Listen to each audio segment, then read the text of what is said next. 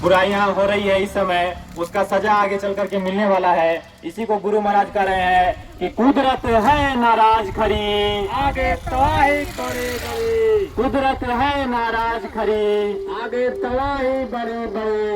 तो आगे जो मुसीबत परेशानी आने वाली है, तो गुरु महाराज कह रहे हैं कि अगर आपको उनसे बचना है तो आप शाकाहारी हो जाइए।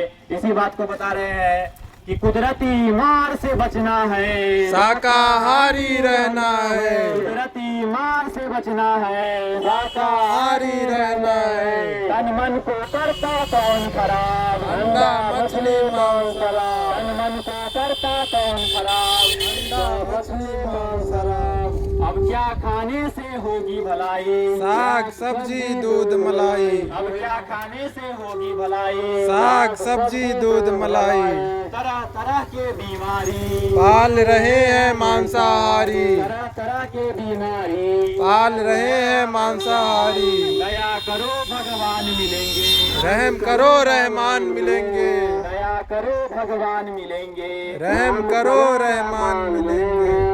सज्जनों, धर्म प्रेमियों, जितने भी संत महात्मा आए हैं धरती पे, सभी ने हमें मनुष्य जीवन को सफल बनाने के लिए दया धर्म के ही बारे में बताया है। कहा जाता है कि दया धर्म का मूल है और पाप मूल विनाश। जितने भी संत महात्मा बता रहे हैं कि हमें सबसे पहले दया के मार्ग को, मानव धर्म को अपनाना होगा।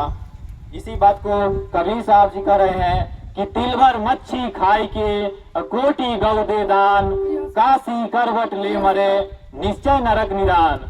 यानी आप अगर तिल के बराबर ही मांस मछली का सेवन करते हैं, अंडा मांस का सेवन कर लेते हैं और आप करोड़ों यज्ञ रचाते हैं, गंगा में जाकर के डुबकी लगाते हैं, स्नान करते हैं और काशी जैसे पवित्र जगह पे भी जाकर के आपका शरीर छूट जाता है, तब पर भी आपको नरक निश्चय ही मिलेगा। इसी बात को हमारे गुरु नानक बाबा जी कह रहे हैं कि पीर पराई न जानिया सो जन मानुष नहीं। यानी जो दूसरों के जीवों के दर्द को नहीं समझ सकता, वो मनुष्य कहलाने के योग्य नहीं है।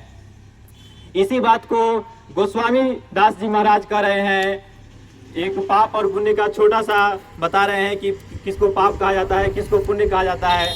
उसको वो एक ही लाइन में बता रहे हैं कि पापाए पर पीरा पर पीडनम परोपकार पुण्याय, पापाए पर पीरा पर पीडनम परोपकार पुण्याय। अर्थात किसी जीव को तकलीफ देना पाप कर्म है और किसी जीव को आराम पहुंचाना, उसको खुशी देना, ये पुण्य कर्म है। तो जब हम, आप ही बताइए, अगर हम किसी जीव को मारेंगे, काटेंगे, उसको हम मुर्दे मांस को खाएंगे तो हम उसको तकलीफ पहुंचाएंगे और ये पाप कर्म है।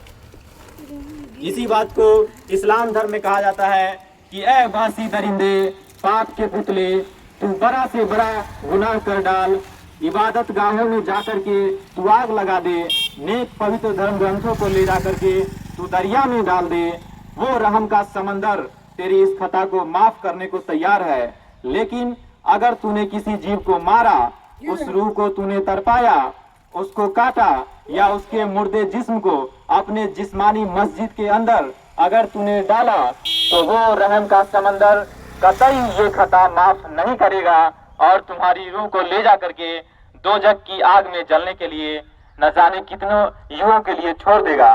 तो कहने का मतलब यही है कि हम जितने भी तरह की किसी तरह की पाप कर्म को कर देते हैं, जैसे कह रहे हैं कि अगर हम पाप धर्म पुण्य धर्म ग्रंथ को भी जाकर के किसी नदी में जाकर के फेंक देंगे तो थोड़ी देर के लिए वो परमात्मा हमें माफ कर सकता है। लेकिन अगर किसी जीव को तड़पाएंगे, उसको काटेंगे, उसको हम उसके मुर्दे मांस को खाएंगे, तो इस गुनाह को वो रहम का समंदर परमात्मा कभी भी माफ नहीं करेगा।